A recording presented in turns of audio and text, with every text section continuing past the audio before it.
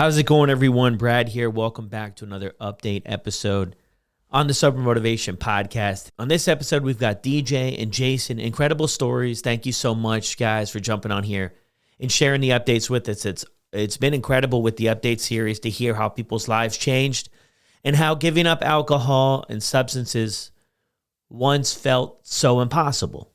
Like we would just live our life knowing we have a problem, but being okay with it in some sense and just kind of continue on.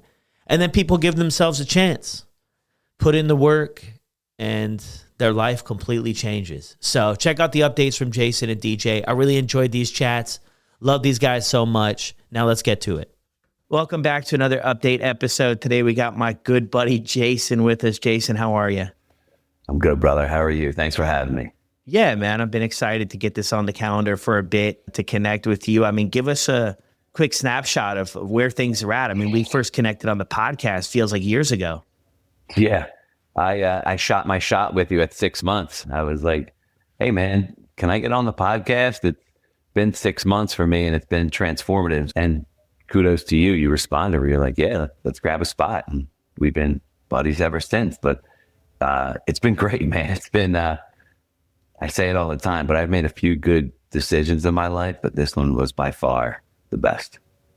Yeah, which is so interesting too. A lot of people share, like the first big mountain to climb was maybe giving up to drinking, but we had no idea and couldn't comprehend necessarily all the other benefits that would come into our life because of making that one decision. It's Amen. To walk away. What are some things you've noticed in your life that really picked up speed when you quit drinking?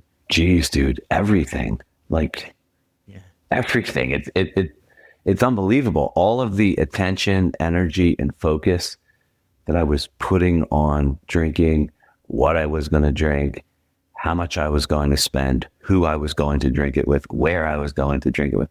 All of that took time and energy, and having all that time and energy back has been crazy. So for me, I stopped drinking like a year after I purchased my company that I was with for 22 years. And that first year of ownership, I was still drinking. And I just wasn't as sharp or on the ball as I wanted to be. And I had two young kids who are now 3 and 5. So I'm a new owner of a thriving commercial construction company, trying to keep all these balls in the air. I have 2 little ones at home. I have a wife, I have family, friends. I have my health and wellness, which is important to me. I was trying to balance all that. And it was just, the drinking was just like this huge impediment that I had wanted to stop for the longest time. But all of the aforementioned reasons that I just brought up are really what pushed it over the top for me. So all of that time, energy, and the resources I was putting into the drinking, I transferred over to my health and wellness, my business, my wife, my children. And it's been incredible, man. Like the thing that's most mind-blowing to me that I try and relay to people that I know that are trying to quit is like, you are going to, at least for me, I can only speak for me, but I am so much more motivated. I have so much more ambition. I have so much more discipline. I have so much more drive. And it's not by happenstance that the last couple years of me quitting drinking has sent my life into orbit. It's been progressively better each year. The last couple years, on New Year's Eve, I kind of ruminated on it and would think how the hell is next year going to get better? And it has, year after year. And it's just because I'm not dragging around that anchor that I was dragging around for way too long. Yeah, the gift that keeps on giving. So true. Yeah, bringing up the construction background too. And that's a tough one, I think, for a lot of people. What's your experience being, in that, and sort of, any message for people that are kind of in there, doing that and maybe getting sober? Yeah, so that's my entire world that I've been around for 25 years. So I'm 44. I started at my company at 19, pushing a broom while going through college. Bought the company 22 years later, have owned it for 3 years. Being surrounded by that stuff is all I've ever known. I remember the very first time that I stepped on a job site. We were building a building, and I was upstairs on the second floor sweeping out, and lunch break came, and everybody ran out to their vehicles, and I decided to eat lunch in the building. Well, at one point, I look out the window and I see two different guys who were known alcoholics, but two different guys with coolers right between their seats, the front seats, and they're just drinking. At one point, I watched a guy kill a 6-pack, and this is something that this guy did all the time. He was a finisher, so he installed spackle and prepped walls for paint, and he was just a known alcoholic. And I watched him kill a 6-pack, come back in and work. I watched a guy do a line of Coke off a hood, and it's like, and I'm in commercial, so it's a little different. Like residential, it's been my experience that it's a little more rampant because I have to be in occupied office buildings, doctors' offices, these sorts of things. So oftentimes we work in occupied buildings. A typical job for us might be on the 4th floor of a skyscraper where we're building a whole new office. So there's definitely drugs and alcohol, but you do have to keep it together because you are amongst, the working folk, professionals. But residential, if you're building a house out in the woods, forget it. I mean, it's no holds barred. But so that's just kind of all I've ever known. And every day after work, guys were going to the bar. And what I realized at the time in my late teens was most of the guys that I was surrounded by were middle-aged, out of shape, divorced, or did not like their wife, and alcoholic or drug, and ate like shit. And it was like, dude, if I stay on this path, like this is going to be me. Now, thankfully, what buoyed me from diving into that right away was that I did always care about my health and wellness. Like I from a young age, I knew that when I exercise, I feel good. So that just became kind of addictive to me as well. So like, if I wasn't vain and I didn't want to be that out of shape 50-year-old, I 100% would have dove into that because that's what's all around me. And then by proxy, just by association to all of that, unfortunately, suicide is a big part of construction as well. The suicide rate is 4 times higher in construction than any other industry. So a lot of times construction, unfortunately, is a last case or worst case stop for some people, right? Like you get out of rehab, you get out of prison, forget it. Someone will throw you on the job site and show you how to paint a wall. So there was a lot of that. But I also knew that if I did take care of myself and if I did, frankly, go in the opposite direction of that, there'd be a high level of success. It's easy to become the 1% in the construction industry, I have found. And it got even easier when I stopped drinking, almost 2.5 years ago. Yeah. Well, 2.5 years. Wow. Time flies, man. Dude, a day 8:37, I think it was. I just looked it up this morning. My last drink was New Year's Eve of 22. Yeah. And I wanted to do dry January, which I had done many times, but for the last several years before quitting, every single morning I'd wake up and I was like, this is ridiculous. Like I got to stop this, because if it was 2 or if it was 22, I was like, what the hell is the point? Like, I feel like shit. I wasted the whole next day. I got 2 young kids jumping in bed with me. It's like, now I'm grumpy, anxious. So I was just like, you know what? I told people around me, I'm like, I'm going to do dry January again. And that was really kind of where it stood at the time. I didn't know that I was going to go beyond that, but had a couple people around me that decided to do it with me. So that support system was good. And then at the end of January, historically, on February 1st, it was like, but I felt so good. And I noticed so many positive things that were happening in my business and my life. And I was like, finally, for the first time, after about 4 or 5 dry Januaries, I was like, why don't I just keep this going? Like, if I feel this good for dry January, I can't imagine how I'd feel after dry February. And then after February, again, was like, why don't I keep it going? Then it was like the middle of March. It was like 2.5 months. And I was like, wait, I think this is for me, man. Like, The pros so far outweighed the cons that I was pretty committed. I didn't know if I could do it, but I was committed, and I just kept stacking those days. So when 4, 5, 6 o'clock came, and I was sometimes really dying for a drink, I just tried to distract myself. Exercise. A lot of it was sugar. You know, when you first stop, a lot of. So I go to Dairy Queen, get a Blizzard. No, Dairy Queen did not sponsor this podcast. They should have, but because I spent way too much money there.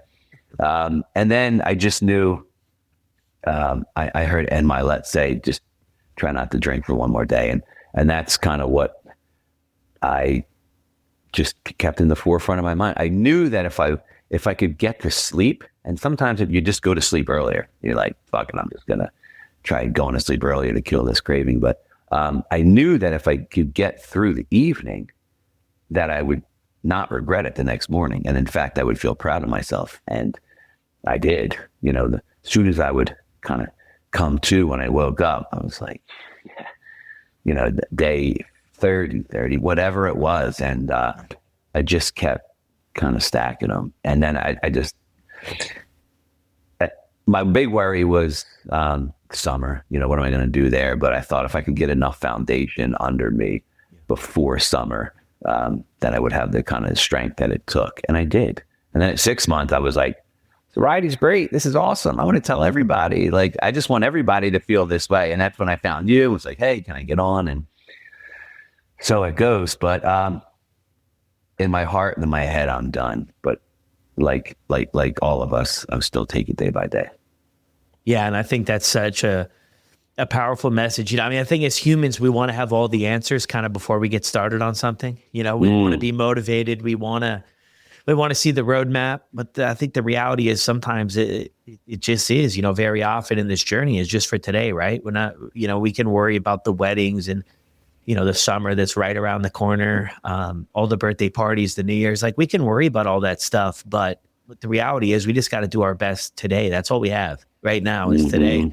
And I think that that's just really a good mindset that people tap into that helps them be successful in this, is to just do the best job they can today. And if you kind of step back from what you shared there, I mean, it's a couple hours of the evening, right, that you have to find some tools to plug into to work through, you know, and kind of do whatever it takes, right? Go to bed early, distract yourself. I mean, who doesn't, you know, love a Blizzard from time to time? You know? You know what I'm saying? Yeah. Stuff like that, right? For me, it's a couple hours. It was a window. It wasn't all day.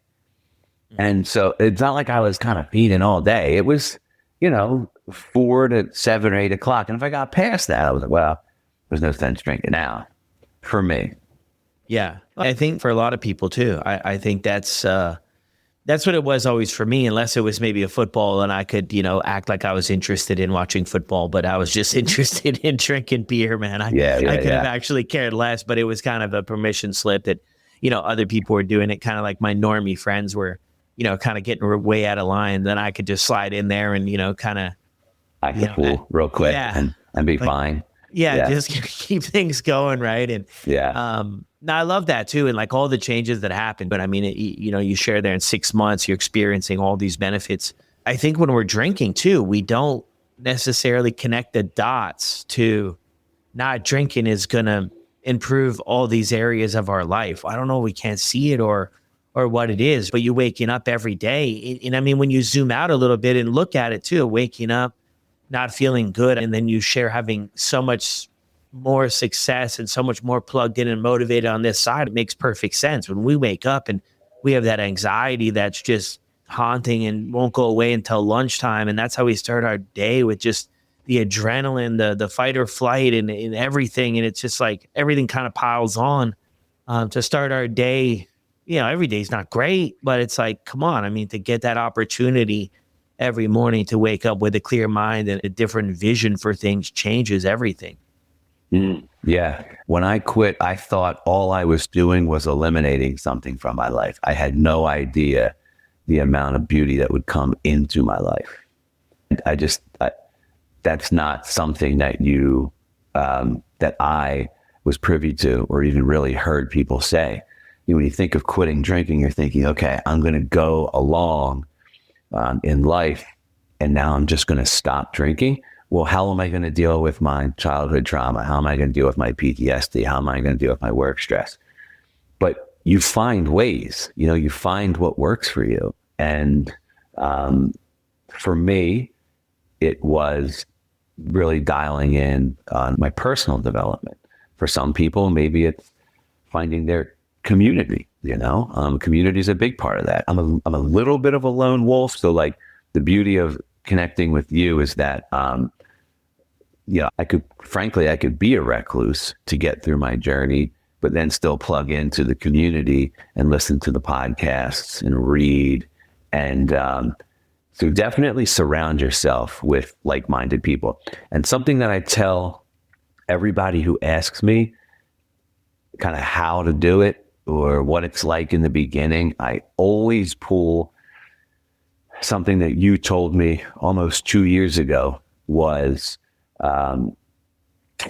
when you tell somebody that you're not drinking, if they applaud you or congratulate you or think that's great, those are your people. And the people that peer pressure you or wonder why you're doing it or tell you, come on, just have one, or what are you doing? We're in construction. This is what we do. Be a man. Those are not your people. And that was something that you said the first time I was on, that, dude, every single time I tell somebody or they ask me, I'm not running around telling people. And I'm still cognizant of how they respond. And I still hear your voice telling me that. We were talking before this. I was at a networking event in New York City, and I was by far the smallest fish in this pond. There was a lot of big time successful people around there. And only a couple asked me if I was drinking or if I wanted a drink, or the conversation organically came up a couple of times.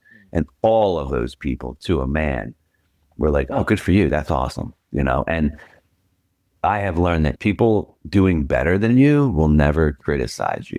That usually the people that are, a lower frequency, a lower vibration, they want to kind of bring you down to make themselves feel better. I did it. I've done it. I go to a game, go to a bar when I was drinking. And if you told me you weren't drinking, it was like, what do you mean? Come on, man. So I was the asshole. I didn't know that at the time, but I wanted myself to feel good. I couldn't imagine going to dinner and romanticizing a bottle of wine with my wife. And she says, I'm not going to drink tonight. I was like, get angry. Like, what do you mean? Like, this beautiful bottle of red. It's fucking nonsense. It's just like we romanticize this poison. And I think one of the greatest things about this generation is it's okay, and arguably it's cool to be sober. Yeah. Well, 100%. Yeah. Especially if you see the numbers of like the younger generations, how much less of alcohol they're consuming. Yeah. As opposed to, maybe hours and above. Yeah. I owned a brewery years ago. Probably about 10 years ago, we opened it, and we closed down post-COVID, but that was something that never felt right to me, was making poison and selling it to people. They'd come in with their families, and I'd see these jovial families like out there playing cornhole and hanging out. And I was like, this is kind of crazy. Dude just gave me $8 to dump poison in his body that could potentially kill his family on the ride home. Like, this is crazy. So the drinking never felt right to me. I did it because I wasn't comfortable in my own skin. I was just trying to run away from my feelings. But when I faced them head on, I took up transcendental meditation. I have a morning routine. Like, I lean into that stuff now, and it's been transformative. Yeah. I love all of that too. But back when you said like the biggest fear when we quit drinking is like what we're giving up, and it's like, it's such a, from where I sit now, at the time it was overwhelming, but it's such just a limited belief we have. It's just a limited belief that we have, that if we give up drinking, well, there goes the fun, there goes the connecting, there goes all of these things in our life. But what we gain from it is enormous. Like if we plug in, if we do the work, right? I mean, Yes. me just literally saying I'm not drinking, if I don't do any of the other work, like it's probably, I've done that before for me anyway. That was much more miserable than just drinking, right? Not doing anything else, just choosing not to drink. It was like, oh my gosh, like it was only a matter of time before I kind of fell off of that. Yes. But I think doing the work and plugging in and answering sort of those bigger life questions, right? Why was I drinking in the first place? Why did this make sense for me? And like what you just shared there too, like uncomfortable, and that was like the biggest thing. The first time I ever drank, up until that point in my life, I was extremely uncomfortable in so many ways. And obviously there's layers to it. And I'll never forget it at that first party, man, when I just popped open that cooler and they had this juice mixed up. I mean, I was on top of the world, man. I felt comfortable for once talking with everybody, making connections. And I was just like, man, where have you been my whole life? This is what I was looking for. But that doesn't last, like that, the novelty of that all wore off, and it took more and more. And it just became extremely miserable to where I just wasn't enjoying it, although I didn't know what else to do. Yeah, that's true.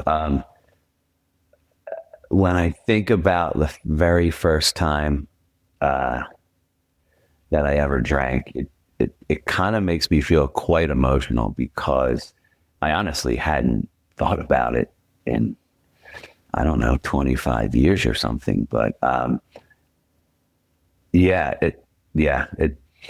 I was in the back of a car and some friends were driving and they broke out a bottle of Jack Daniels, and I'd seen my family drink and I'd seen all the chaos that it could create.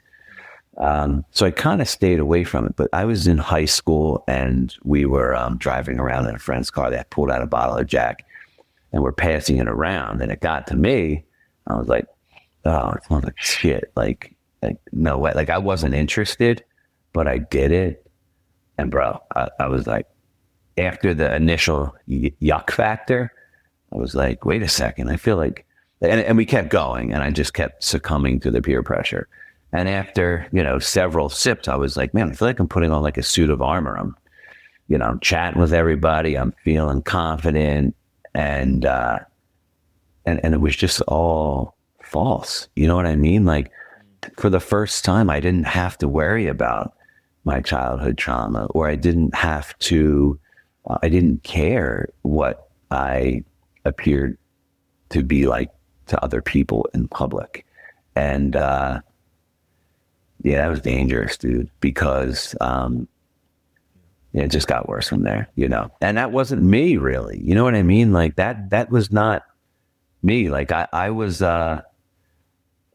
because I got mean, you know what I mean? Like I became the mean drunk who would black out easily, and that's not who I am at all. And it was tough. I had a lot of people be like, dude, you are someone different when you drink.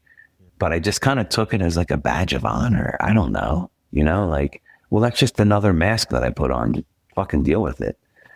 And I was just causing chaos around me and screwing up relationships.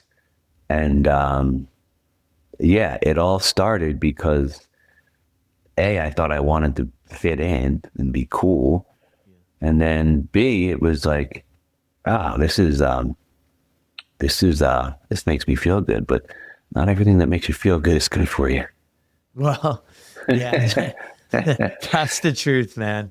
Yeah, it's, a lot of it too, man. I look back at my story and I'm like, a lot of it was timing, man. It kind of came into my life at, weird enough, man, the perfect timing. I think I was on this quest, as a teenager to find a way to escape what I was going through, like to escape all of the noise and all of the insecurities and not feeling good enough and everything else. And, when I plugged into alcohol just at the time, it just all made sense. It all made sense. It checked all these boxes, and sort of the weight of the world, I just felt it kind of fall off my shoulders.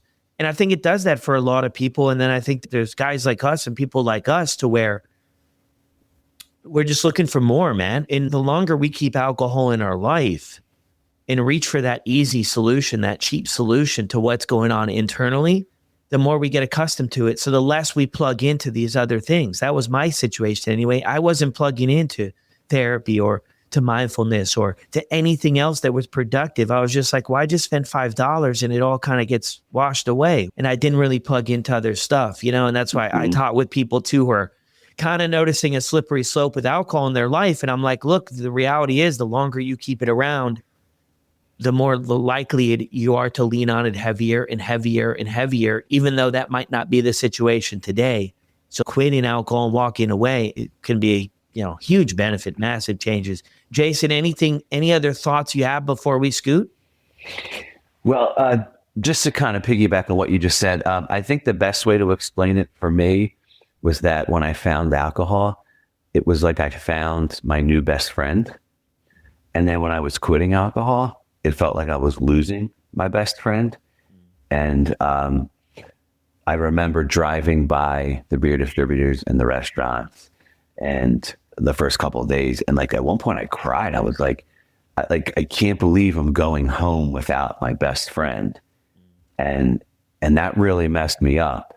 But you realize that that friend just wants to take you down. You know what I mean? Like that friend just wants to drag you down and not see you do better. So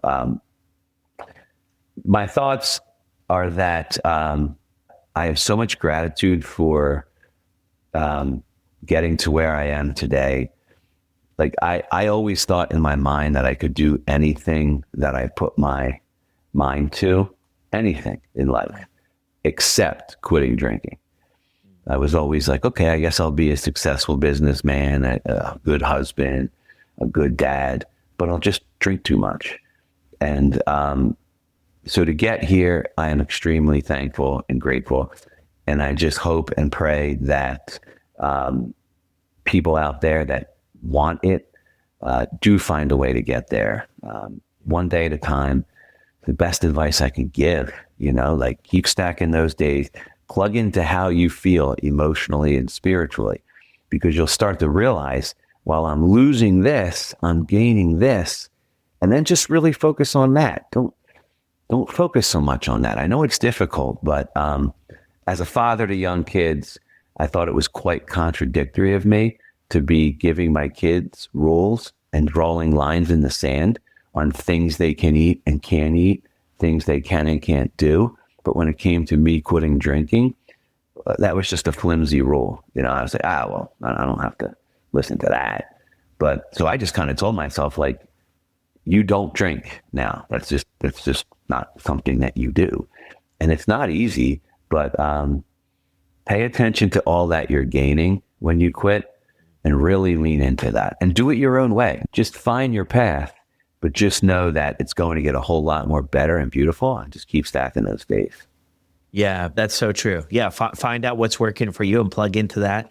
One quick question, though, because you just had me on another thought. When we do, like you mentioned there, too, about I can do everything in my life and be successful in all these other areas, but I'm just going to be the person that drinks too much. And it feels like that impossible hurdle to climb.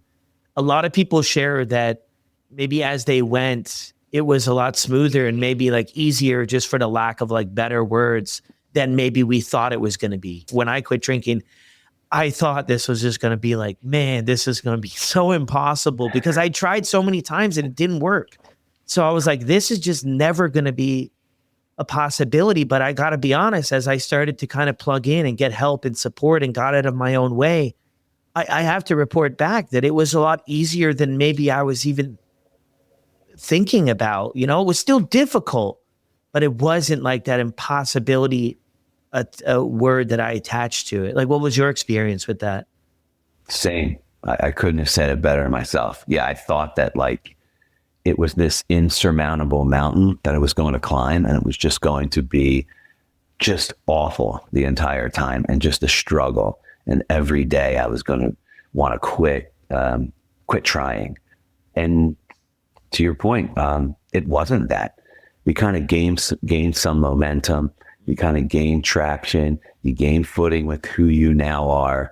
You start to identify as somebody who doesn't drink, and that's kind of something too. Like, just, if you want to be sober, just tell yourself you're a sober person now, and just kind of go that way. And because all the negative self-talk of like, well, I'm an alcoholic, or I just like to socially drink, and this is going to be so hard. And just constantly repeating to yourself that like, I can't do this. This isn't who I am.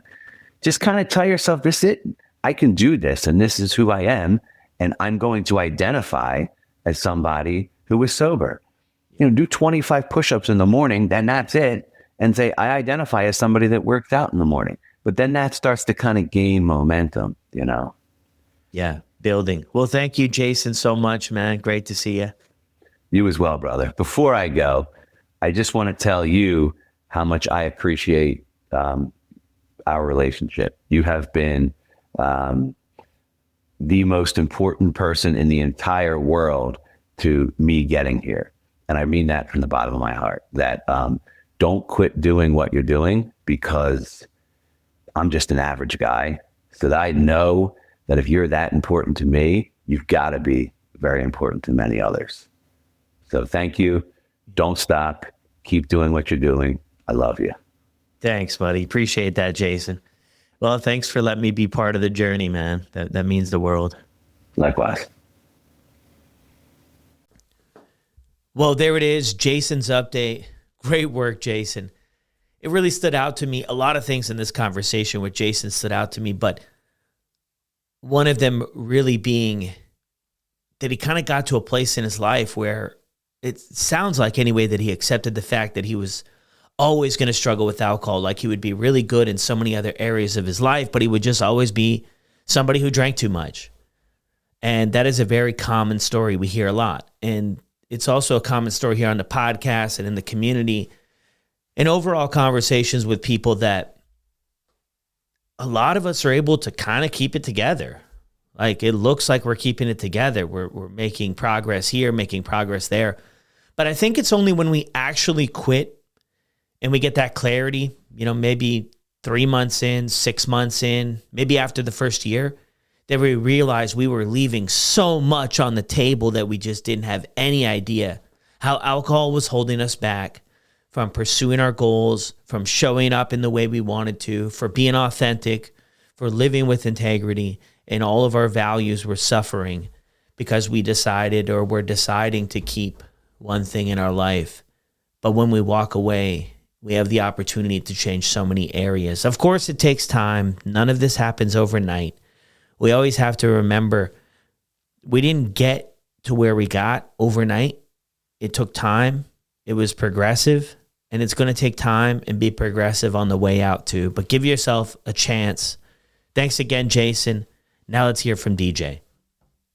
Welcome back, everyone, to another update episode with my good buddy DJ here today. How's it going, man? Good. How are you doing, Brad? Yeah, I'm doing well, man. I mean, summer's around the corner, at least in Ontario here. I know you guys had some snow a little while back, which is just terrible. But yeah, I'm looking forward to that. Yeah, you know what? It's actually snowing right now. We had a couple good days. Snow's melted, but this morning we got snow. So we never know what we're going to get in Saskatchewan. So yeah, it's been a long winter. We're excited for summer. Yeah, man. We were just chatting before we jumped on the record here. That we met for the podcast recording. You've got it right down to the date, May 23rd of 23. What have things been like with you since, man? Yeah, and like we were chatting before, Brad, like it's crazy how much a guy has grown. I was like about 8 months sober when we first chatted, and it was like the really first big podcast for me. You giving me that shot, and looking back, I moved to Saskatoon. I'm back to where it all kind of began for me when I first struggled, and it's been awesome. I'm with a couple more hockey teams, being the mental health coach, getting my 4th annual mental health 3-on-3 classic hockey tournament that I got on, and I brought it back to Saskatoon, and it's crazy, man. And we always talk about how much people have grown. And when I listened the other day on that podcast, it's crazy when you take it one day at a time and the opportunities you come. Pretty big deal with myself. I signed with a pretty big hockey deal with Bauer. But yeah, things are good, man. Just about 3 years sober. So taking it one day at a time, man. But life is good on my end. Yeah, well, thanks for the quick update there. Looking on the inside, man, when you listen back to the show there too, and sort of that growth, what sticks out to you? You know, I think it's me feeling more comfortable sharing my thoughts and my feelings and being more authentic and real, I think. I could remember I was nervous and stuttering my words, and I wasn't really comfortable in my own skin at that time, Brad. And now that I'm just about 3 years, I'm more confident in my own skin. I got more knowledge in my sobriety, and I know it works for me. So little stuff like that, and I know how much a guy learns during that time, and it's crazy how much a guy grows. So when you take it that one day at a time and work on yourself every day, it get that much easier. So it's crazy, especially that part of it. Yeah. I mean, as you go, you build, obviously that confidence and sort of get more maybe honed in on your story, but also maybe accepting what was in working through that as well. The way life was for us. Like, I just don't believe it to be coincidence for a lot of us that struggle with this, that, one day it was just something that we just fell in love with and brought destruction to our life. I think there's a lot of stuff that, maybe happened before. And I mean, for your story too, it's, in hearing it and knowing it, that there's stuff that goes on. But when we get sober, it doesn't magically make all that stuff okay. But I believe it gives us the opportunity to plug in and look at some of that self-development and that work on the inside that we need to work on. I mean, what's that been like for you? Yeah, and like you said right there, I think it's not like a flick of a switch where everything is going to be okay, right? I work on myself every day, and with me, I know I'm a little bit different. I'm being vulnerable, and what I do is I share my story, and I've been sharing my story on my 68 school, doing it that way, and just me being real with my thoughts and feelings. Like the first thing in the morning, Brad, is I pick up my phone, I journal. And I've been doing that since the day I got sober. And I got a pretty easygoing life, man. I try to not to bring drama in and then not stuff like that. But yeah, I still struggle. It's not like I'm good. I just know how to deal with it now, right? And I have the right support. And yeah, it's a lot easier now. Yeah, to plug in. It's like I was talking with somebody else too about when we have the substances in our life, that becomes the easy reach. Like every time we're reaching to that, and every time we're reaching to that, we're avoiding developing maybe healthier ways to work through emotions or deal with stress or rejection or other things in our life. But then when we take that off the table, right, we jump into this life of sobriety. Now that's not there anymore. So we're kind of in, it's kind of like that double-edged sword too, right? It can be really difficult at times because we don't have that, easy, cheap escape. Now we're sort of forced to find other ways. What are some things that have been most helpful for you to stay on this track?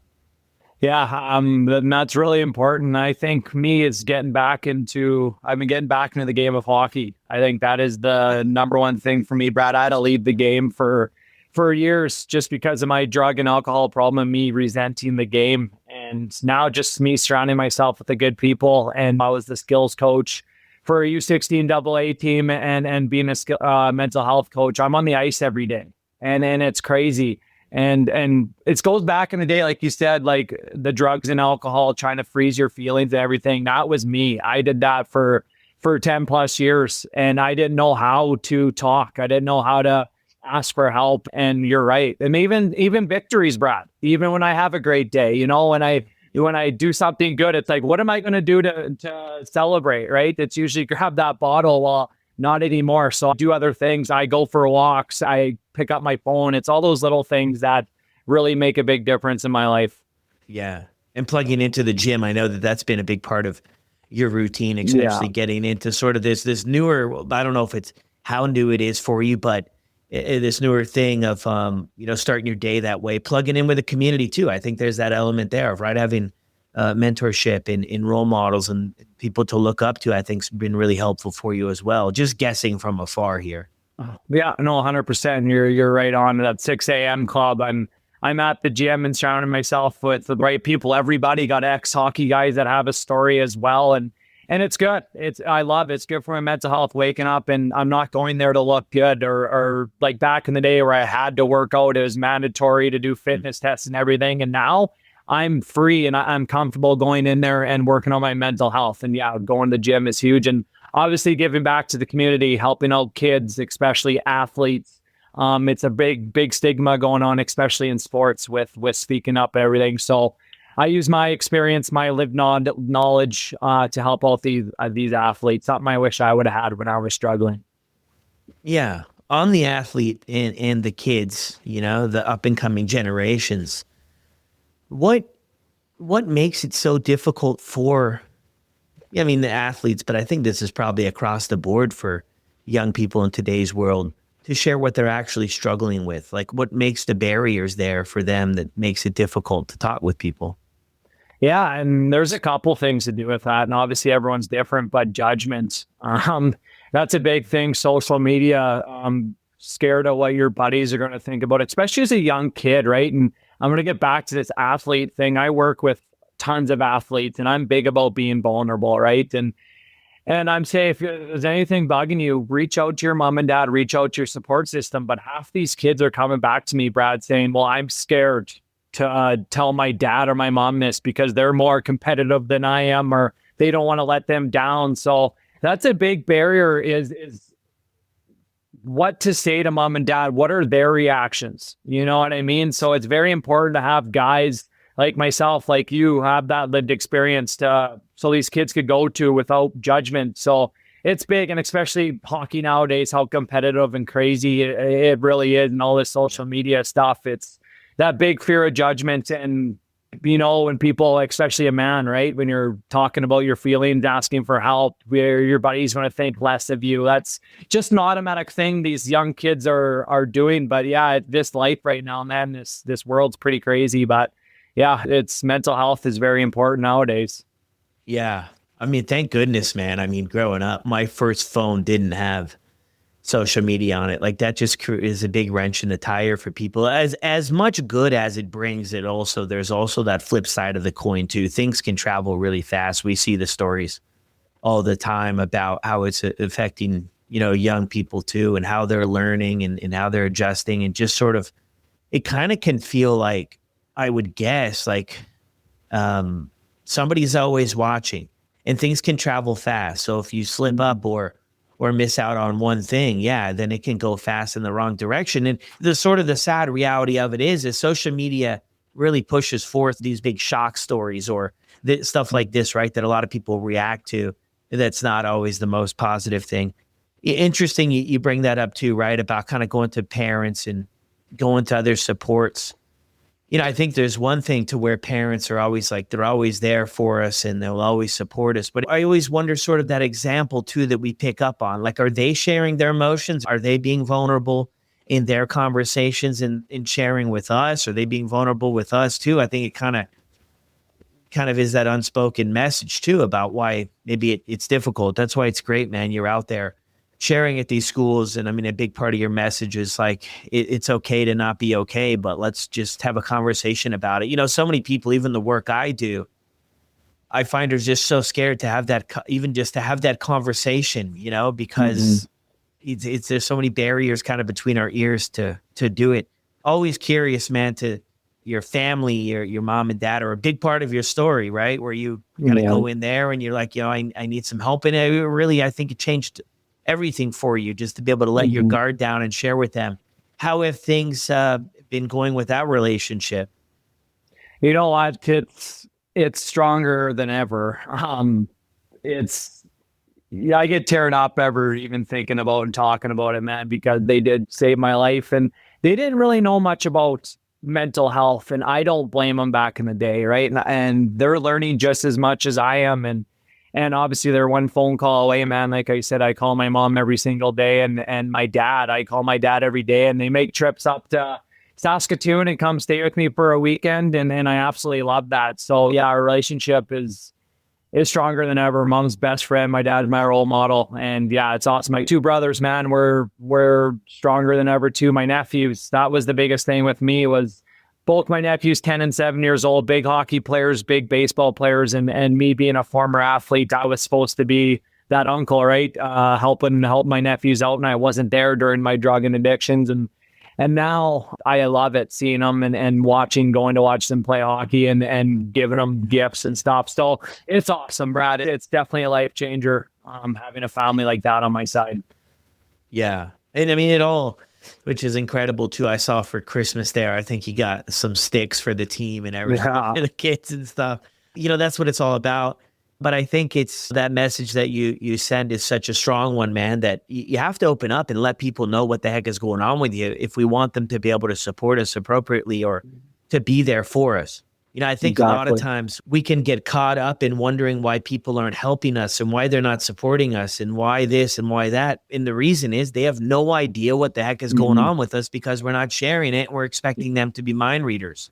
So sharing Exactly. with people about how they can help us on our journeys can make all the difference of getting over that hump and just getting out of our own way, and just having that conversation can really change a lot of things. It's the best, 10 plus years strong of exactly that mentality with me, Brad. Scared to speak up. I was waiting for someone to come save me. But you're exactly, how are people supposed to know when I was painting a picture on my face? But like I was telling everybody, June 6th, man, one conversation saved my life. One conversation, me surrendering. And it was the best thing I've ever done. And then just me putting in the work and me just being real. You know what I mean? That's the most important thing, is just being real and helping, because everyone has a story, man. But hey, I tell everybody, if your story can help out that one person that's listening, you know what I mean? That's powerful. Is sharing stories and being vulnerable is the ticket, and it's important. So I'm very passionate on this stuff, man. Yeah, it's good. So Yeah, no, man, I love it. Isn't it so interesting how at one point in time we thought like our struggle with substances and alcohol, drugs, whatever it was, would just constantly be like a dark cloud over our head? Like some of the stuff I did and the trouble I got in, I never thought I would be able to shake it. I thought it would just haunt me forever. And although there are things that obviously, we've done we're not proud of, but we've shown that we can come back.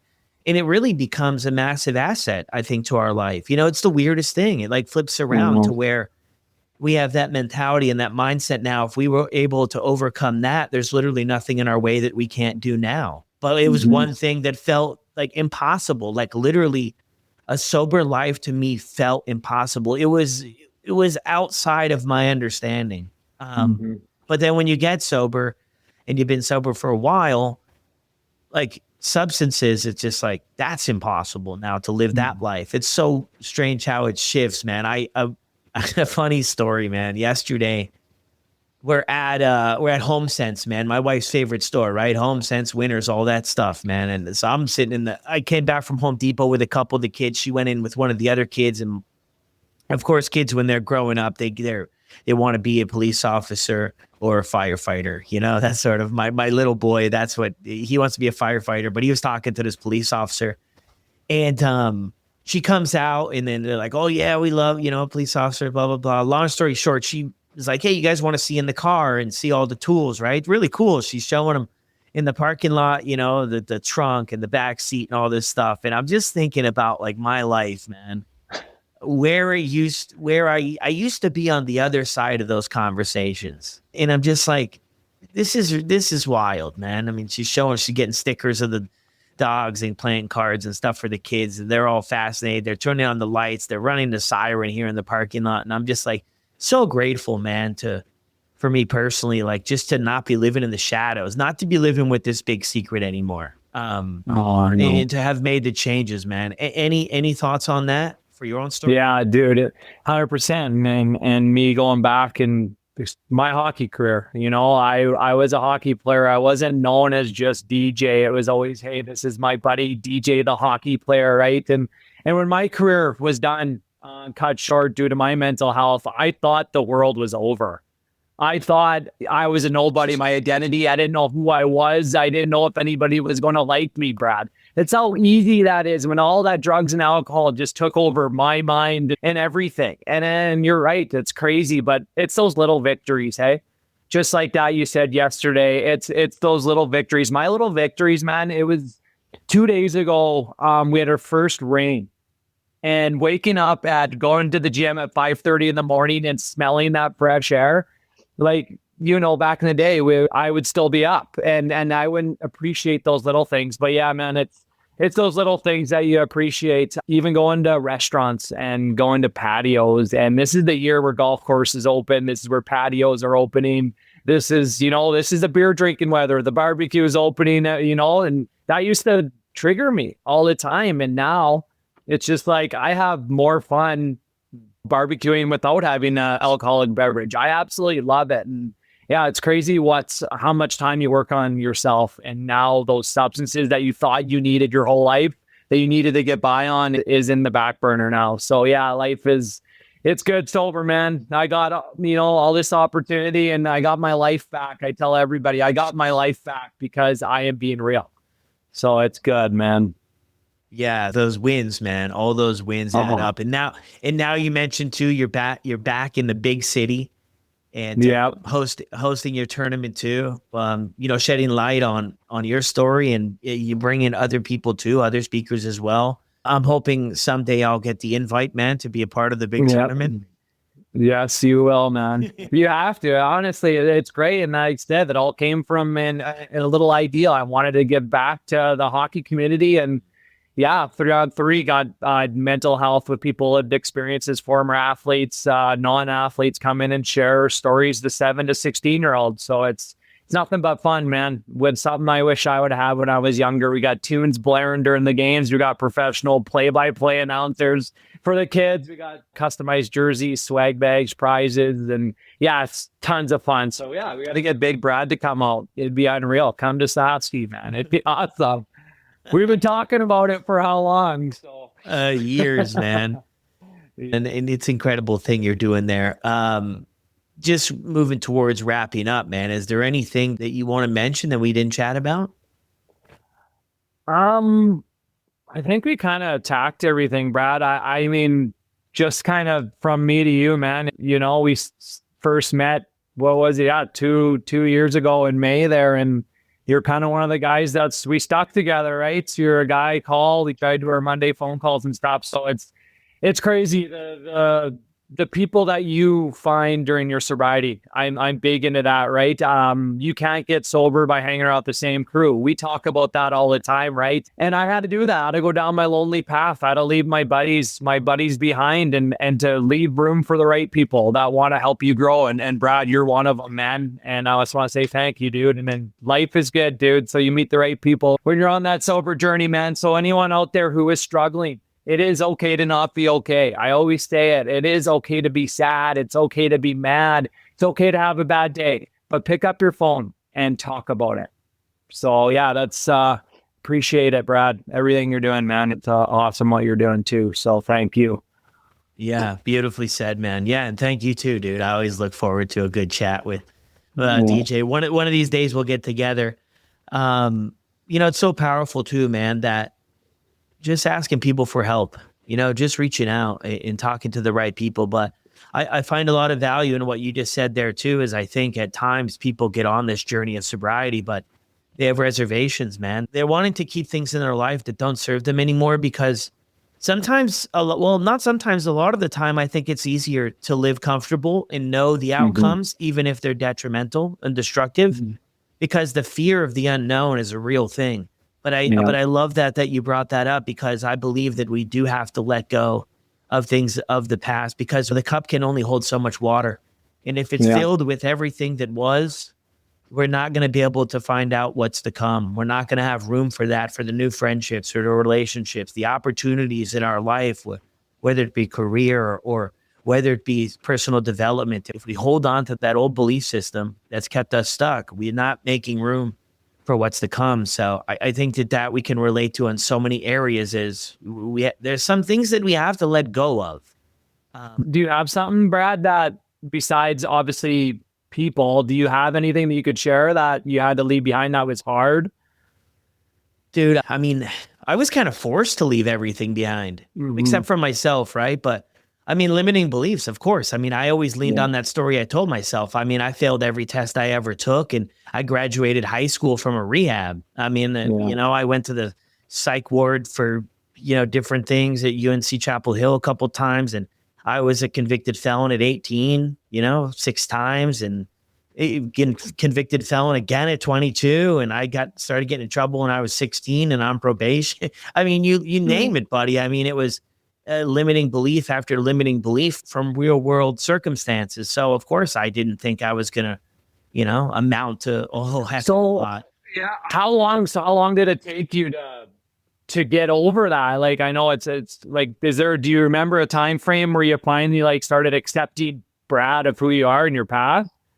I mean, I'm still working on it, TJ. Yeah, for You sure, know, for sure. as life changes. But I mean, I think when I started to surround myself with the right people that believed in me, you know, after I went back to college and I started working with people struggling with addiction, and I started to kind of find my purpose and my value in other people who valued my opinion, even though I didn't have a bunch of letters behind my name. You know, people that Mhm. were like, hey, you know, I mean, your experience is important. Your experience is beneficial to other people. You could help people. And I started to really connect with people, you know, on a different level. It wasn't maybe based on superficially what I thought relationships were.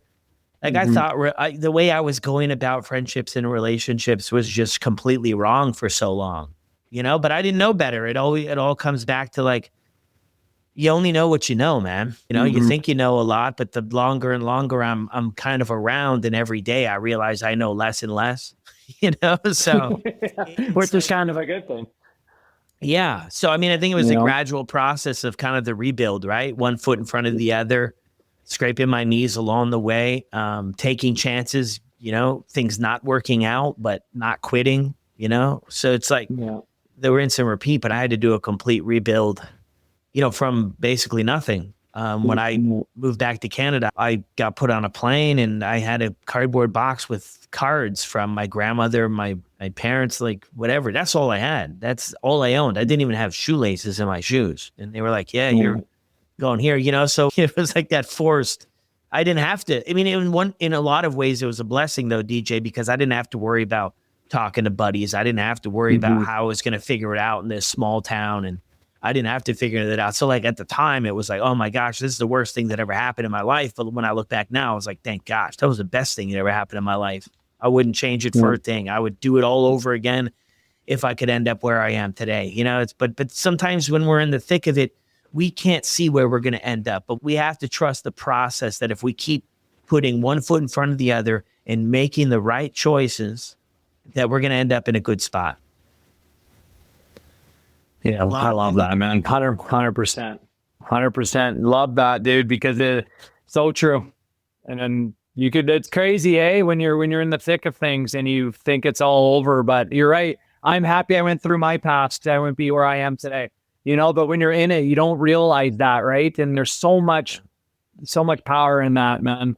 Adversity, right? And bouncing back and taking a negative to a positive and giving back, sharing Brad's experiences, sharing my experiences. That's the new ticket, because I don't know, you could probably vouch for me. Back in the day, there was nothing. And in high school, I remember, man, there'd be mental health people coming in and they'd just put a picture of a guy on East Hastings, or a guy, but there's like, how did the guy get there? You know? And we never got taught that. Now it's just like when you hear these stories, it's so powerful. And yeah, I'm thankful where I am today, and I know I wouldn't be here if it wasn't for my past too. So thank you for sharing that. Yeah, of course. Powerful. Thanks, DJ. You betcha, man. Thank you. You betcha, my boy. There it is, another great update from DJ. If you listen to DJ's first podcast, he hinted on it there in the episode as well. I mean, the confidence has increased, and you know, the growth. It's been really incredible to watch DJ grow and all the stuff that he's pushing his comfort zone to do and deliver great messages for people in his community and on social media as well. I'll drop both of these guys' handles down in the show notes below. If you enjoyed the updates or have any questions for them, be sure to shoot them over a message. Thank you again so much. And for everybody out there who's struggling and you just can't seem to get some traction, or things aren't making a whole lot of sense right now, the biggest thing is to keep it simple, reel it in, and just do the best job you can do today. Let tomorrow, let next month, let all of that stuff take care of itself when it gets here. The only thing that we need to be focusing on is today, doing the best we can today, staying sober for today, and I hope that it'll be helpful for you. Oftentimes, we get ahead of ourselves. What am I going to do there? How am I going to do that? All of this stuff in the future. Just live for today. See you guys on the next one. Story episode next. Have fun.